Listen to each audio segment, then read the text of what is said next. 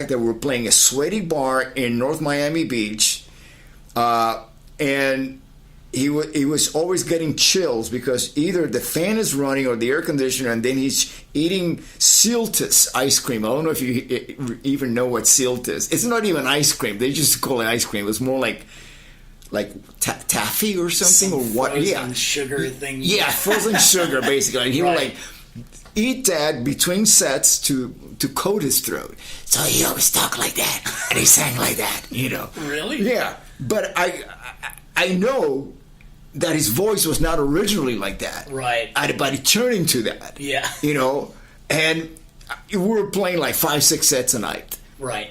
6 nights a week at this place. And he would just he was a great MC. He would introduce the girls, as they were coming on to dance on stage, and they would go, and after they finished their dance, they would move on to a cubicle with lights from below, lighting them up, and it would be all these dirty old men sitting around a bar. It was like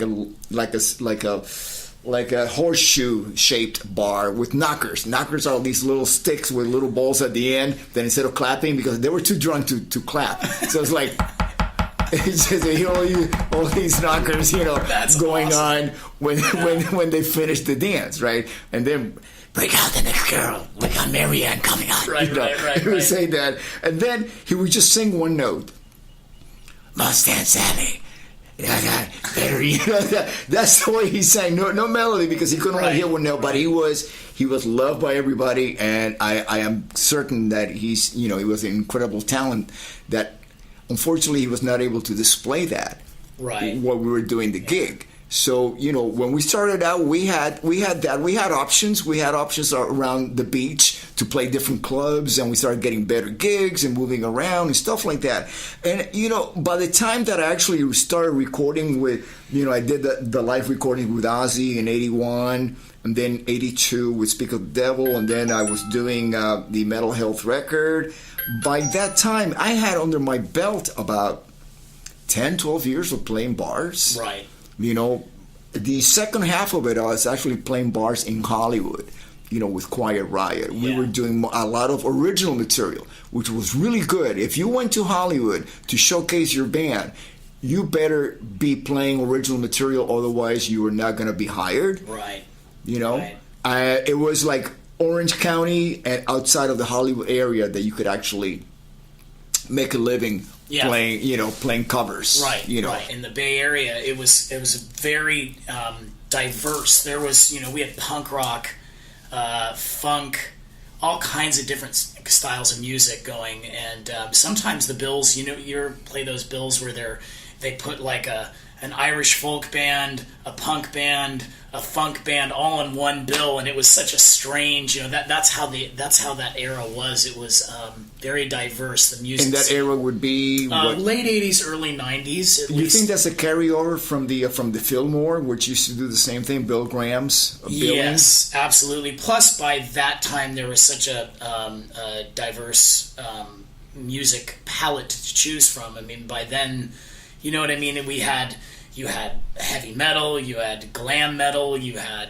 punk, you had all this stuff that had happened by the early '90s, and then grunge, of course, was taking off, and so it was a really vibrant time to be there and to play. And there was everyone was in a band. There's a million bands, but it like in your story about coming up in that club. I mean, that's a great place to basically cut your teeth, to really... Oh, absolutely.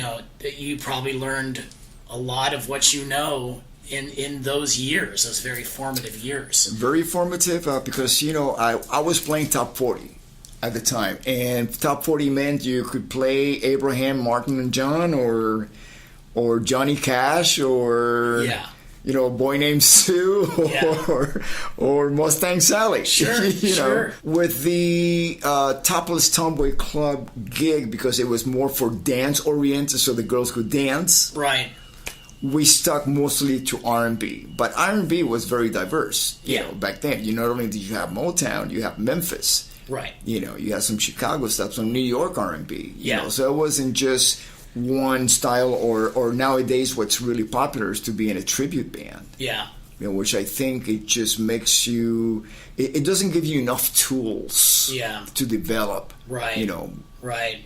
You've played in so many different projects, and they're also different in their own way.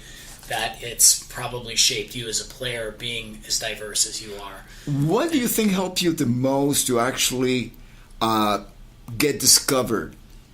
Well, I've always been in original bands. I've always believed in doing. I've never really done. I mean, I've never done cover bands per se. I've of course covered music and covered songs, but I've always written my own stuff and worked with other writers. And so the bands, I was in that prog band for a while, and then I was in a few other handful of bands in the Bay Area. One that I did in the 2000s was called The American Drag, and we put out a couple records, and we had kind of toured around the West Coast quite a bit. Apparently we did so well in San Francisco that some people were talking about us, and we knew Eric Martin, from some friends of ours, our mutual friends, and he knows Jack Blades, and he had mentioned to Jack Blade at some point that there was this band, The American Drag, and et cetera, and you should check them out. They're from your hometown, which was Santa Rosa at that point. And I had run into Jack, and he put two and two together, and I think he had seen us. I think he had caught us a few songs that we had played in a venue somewhere, and he invited me up to his ranch and said, why don't you come up here and have dinner? And of course, Jack Blade, so I'm honored. And of course, I went over there and we had some food, started talking. We ended up in his studio, and he listened to the American Drag record with me, and he was impressed. He said, "That's great," and then he threw a guitar at me, and he said, "Let's just play some songs. Let's see what happens." So we start doing like Summer Breeze, Yes, Your Move, and a few other songs that I had never really played, but he wanted to see how fast I could pick it up. So this is playing and singing too? Yeah. We were singing together, and we were playing acoustic guitar, and the cool thing about this is that it was an audition, but I had no idea, because that was very clever on Jack's part. He didn't want to make me nervous or anything. He just wanted it to be very informal. And so we're playing and singing. I'm like, this is cool, singing with Jack Blades. And he, about a few minutes later, says, "What do you think about playing in an acoustic trio with Tommy Shaw and I?" And I was like, "What?" I was like, "Huh?" And let me think about that for a minute. And what happened was, of course, I said yes, and I couldn't believe it. I was in Shaw Blades like that, because I had passed the secret audition. And I guess that was sometime around 2006, and this is definitely after Damn Yankees, and yeah, he and Tommy were in a band called the Damn Yankees, which most people know, in the early 90s. And they also had Shaw Blades, which was a side project. It was a duo, and they had just released a record called Influence, and Influence was a record of covers that had shaped their musical influences, obviously. And so there was songs like Steely Dan, Dirty Work, and Yes, Your Move, and a bunch of other great tunes on there. So they were about to tour it, but they didn't have their third guy that was going to do all the three-part harmonies and play a lot of the other guitar work and mandolin work, and so they recruited me in 2007, and we did a big tour on Influence, and I think we did about 2 tours that year for that record, and we just had a great time. It was really fantastic, and that's how I met Tommy and Jack. And from that point on, I forged a relationship with Tommy Shaw, and that's how that relationship ended up coming to fruition.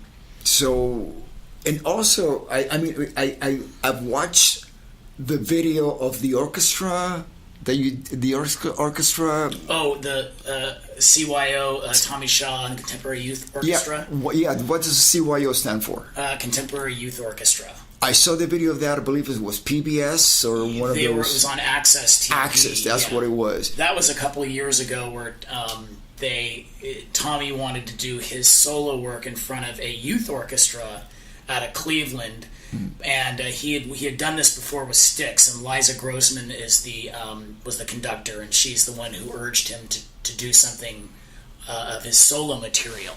And then he approached me and said, would you be interested in overseeing being kind of a music director of that and performing in it? And of course that sounded great, so we took it from there, and we did a couple days of rehearsals and then a big TV shoot for it, and it worked out great.